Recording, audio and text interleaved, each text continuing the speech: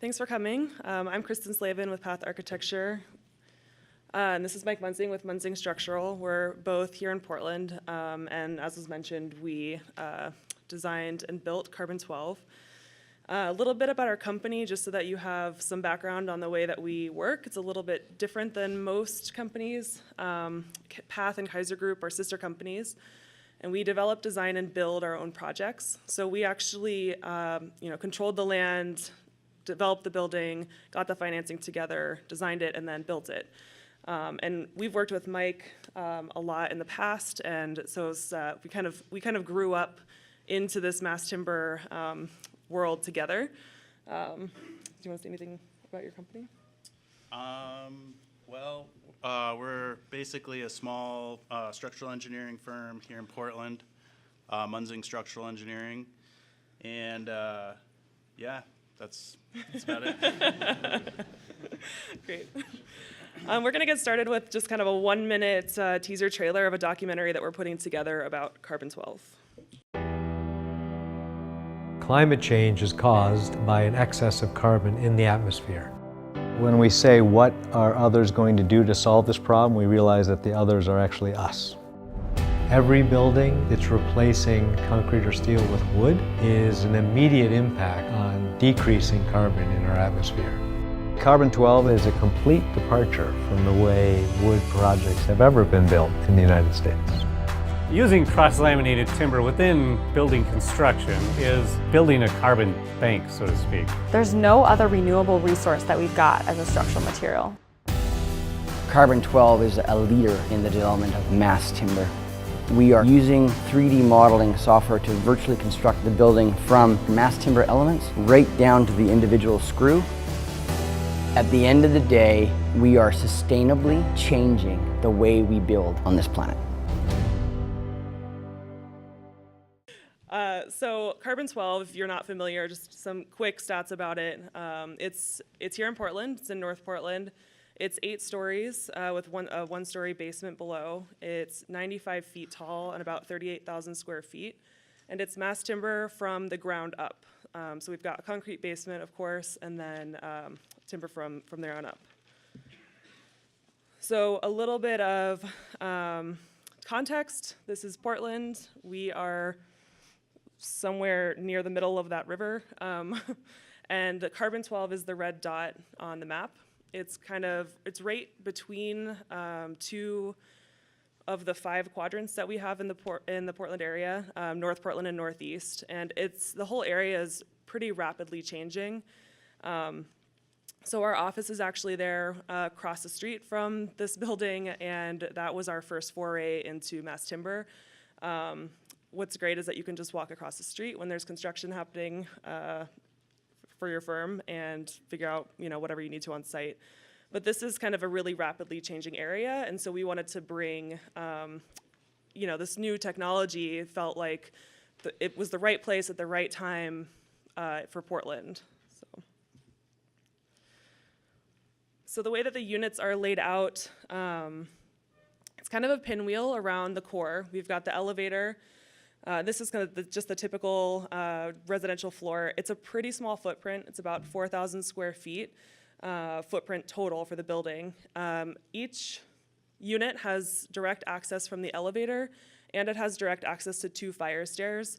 And then you sort of like come around the corner into your big open unit. And the concept behind this building was really, we wanted it to be an open floor plan, kind of like a New York style loft. We wanted to showcase the CLT, that was the main objective.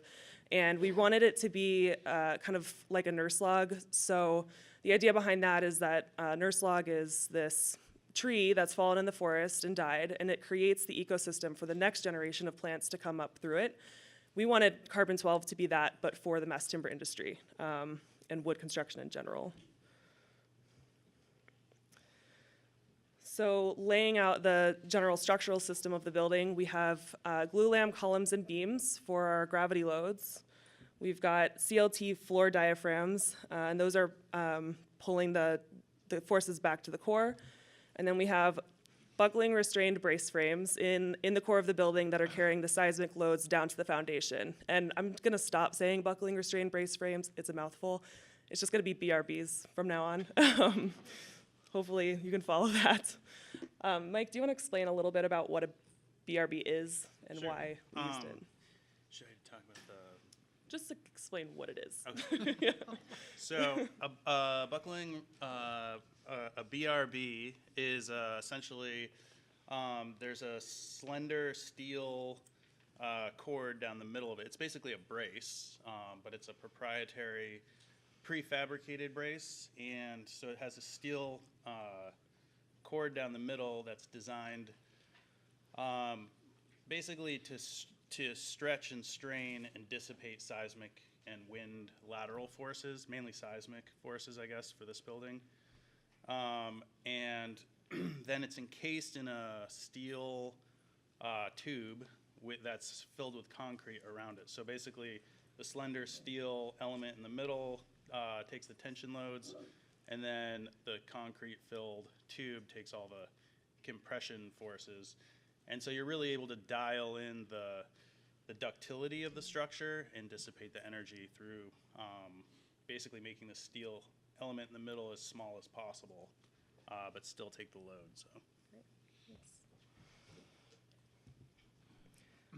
So as you all know, I'm sure, wood connections are super precise. Wood manufacturing is really precise. Everything gets CNC'd beforehand. It's down to the millimeter. Which is great, but it has a lot of implications when you're thinking about construction and human error on site with other trades. So we know that the wood is going to come out perfectly, or as perfect as it could possibly be. All of our hangers are concealed for our beam to column connections, and they were routed into the CLT or into the glue lams at the factory, at Structural Lam's factory, and pre-installed. So when they came out, we knew we had like very, very little tolerance in the wood, which meant that the entire steel system had to accommodate for whatever that tolerance, like whatever human error happened on site, needed to be. So when you're thinking about, kind of a hybrid structure or CLT, the efficiencies of CLT and the kind of, prefab nature of it, you also have to think about how that ripples out into the rest of the building. So we actually did a test, we didn't use like wood dowels to connect everything. We used steel hangers. So we actually did a test. This is also a video that probably won't work. So, to make sure they had all of the kind of gravity load tests that we needed, but this is a German hanger system, and they didn't have the seismic testing that we needed as far as kind of rotation is concerned. Because this is fully concealed, we needed it to be concealed because the wood is the thing that's protecting the steel from fire and the connection from fire. But there's kind of no redundancy in that. So there's no seat, beam, like seat in the hanger or anything like that. So we needed to make sure that in an earthquake, if this thing was racking, it didn't like snap because they hadn't ever had to do this before, or, tear out of the columns or whatever, something terrible. Yeah, and so the like Kristin was saying, it's kind of like the connections are kind of like IKEA furniture, where it all kind of snaps together. And so we were basically concerned about when the building sways that the beams will essentially pry away from the columns. So we contacted the manufacturer. There we go. Hey, it's working. And they were, they were willing to set up an actual test of their hangers at the University of British Columbia, and test the connections for rotational compatibility.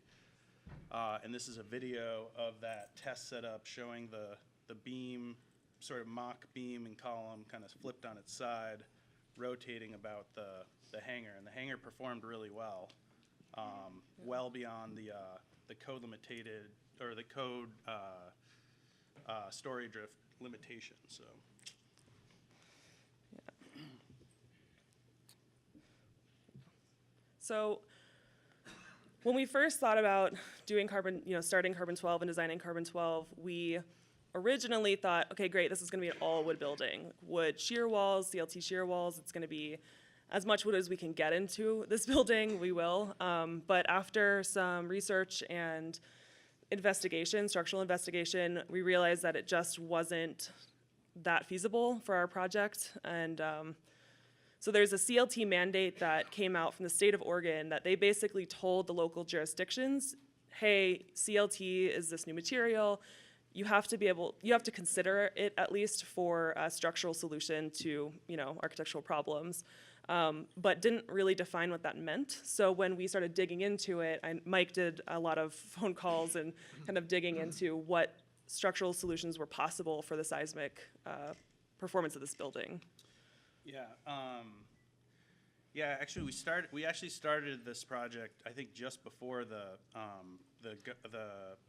Building Codes Division issued the Alternative Means and Methods memo, which is essentially directing Oregon building departments to be able to consider this, even though it wasn't in the codes. But during our kind of initial trying to figure out how to do this, I contacted the Shiling Pei at the Colorado School of Mines, and who's kind of conducting a lot of that research, or at least at the time. It was pretty early on. And so we kind of eliminated that because of the lack of knowledge and research to kind of be able to do a CLT rocking wall or shear wall system. And so at that point, we kind of considered a more traditional reinforced concrete elevator stair core for the lateral system. But we realized that, constructing a 90-foot concrete tower and then following it with wood construction might be tricky. So we decided to go with this steel frame with the BRB braces, which are actually just a bolt-on, with bolted attachments. So we could build the whole building and use each floor essentially as staging for the next floor, and eliminate working way up in the air. So we were able to use just traditional small scissor lifts basically to build each floor using the floor below as staging.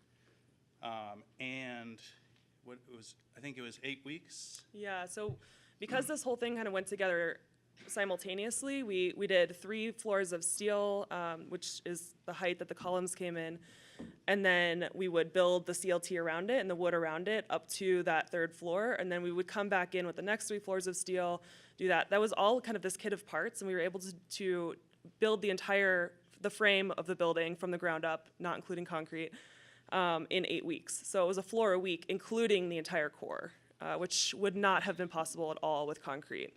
We would have had to build it and wait for it to cure and then come back and attach. So trying to maximize the efficiencies of CLT, since we're going that route, this structural system just made a lot of sense. So we got a grant from the U.S. Forest Service, a wood innovation grant, to help us kind of figure some of this stuff out, help with some of the testing that we needed to do for connectors, and just research that we had to do to get this to happen. That was super helpful, and we're really thankful that we got that. It was not enough to do, full testing for rocking walls, which are super awesome, but also would have taken a really long time. And this building, because we're a pretty small company, at the time, I think there were 7 people total doing development, design, and construction. We just needed to figure out how to be efficient with it and make it basically as buildable as possible for ourselves. So because of the lack of tolerance in the wood-to-wood connections, we needed to build that tolerance into the wood-to-steel connections. So what we ended up doing was putting buckets on the steel columns and then allowing for, I think, like 1 inch of tolerance at each of those wood-to-steel connections, so that if something happened with the steel frame, which is being assembled on site, and it was like slightly off or got racked around or something, and the wood we knew was going to be dead on, we could make it all work and tie it all back to the core.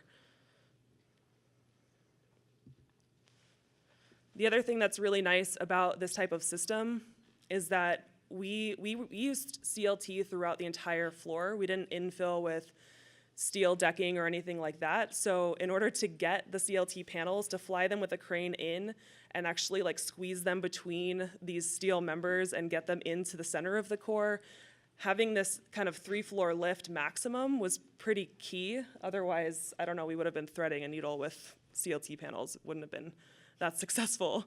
It's hard enough as it is, but I think that really building them together is what made the project successful. And then we could also have multiple crews overlapping each other. So the steel crew would be working, would work on the core, and then immediately behind them would come the wood crew, and they would start with glue lams and then come in with CLT after that. So we actually had one framer for the entire structural frame of the building above the ground, above the concrete. It was Timberland here in town, and they they actually manufactured all of the steel columns and beams. They sourced the buckling restrained brace frames, the BRBs, from Core Brace, yeah. And then they modeled all of that and tied that model into the Structurlam model, who did our wood package, and then built all of the steel and the wood, put it all together on site.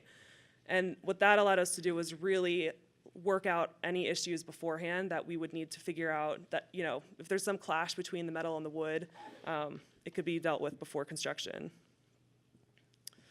One of the interesting problems that we ran into, or challenges, I guess, that we ran into, is that the buckling restrained brace frames are not meant to, or not usually used in such light buildings. So our building was about 80% lighter than it would have been out of concrete, and the BRBs just hadn't been used in that way before. So they actually went and hand-picked the steel for our BRBs to make sure that they had the right elasticity and ductility that we would need to work with the wood. I think, they were really, Core Brace was really excited to do this project because they hadn't done it before, and I think they're, writing research papers about it now, but but it was just kind of an interesting problem if you're thinking about like, oh, this is great that, the building is lighter, the foundation then can be lighter, but, somehow it'll mess something up later or like create a challenge later, I guess. Yeah, and what Kristin is referring to is because seismic loads are essentially a percentage of mass of the structure, getting they'd never done buckling restrained brace frames that were so small, essentially, or for such light loads. So getting the inner, before I was talking about that inner steel section that takes all the tension, you want that to be able to stretch and strain in a predictable manner. So they had to actually go and cherry pick steel from their supply yard or whatever to get the right elasticity and get them to perform as intended. So of course, all of this stuff means that there's a ton of upfront work in pre-construction. The coordination with the installer was key. The modeling was key. We had weekly meetings for months just in pre-construction with Structurlam, Core Brace, Timberland, Mike, ourselves, just everyone on the phone looking at basically a model of all of the structural pieces so that we could figure out exactly where we were gonna have problems. And that pushing that work to pre-construction is so important when you're doing anything that is this precise. So this was the last panel that went on. Our governor, Kate Brown, was there. It was really awesome. Funny story is that our concrete, so we invited everyone that was involved in the project to this panel raising, the last panel, and their concrete installer refused to sign the panel because he didn't want to sign his own death warrant. But he was really good-hearted about it, so he was laughing, He came. Yeah. So this hybrid system really allowed us to do this building at 8 stories in the time frame that we needed to do it to make the project work. It allowed us to really showcase the wood and hide that core really well. It allowed us to kind of thread the needle between the core with our ducts so that they're not exposed. There were a lot of really great advantages to using a brace system like this. So then what are we looking forward to next? I think hybrid structures will really allow us to push this a lot further. And we have proposed to the city of Portland to do a 450-foot tall hybrid mass timber tower here in the city. And we're working with a really great team of local developers in the city to try to make that happen and make it a reality. We really want the city of Portland to be continue to be the leaders in the U.S. on this, and we want to, put our money where our mouth is as a city and really push for sustainable development, even in very urban environments like downtown. And that's it.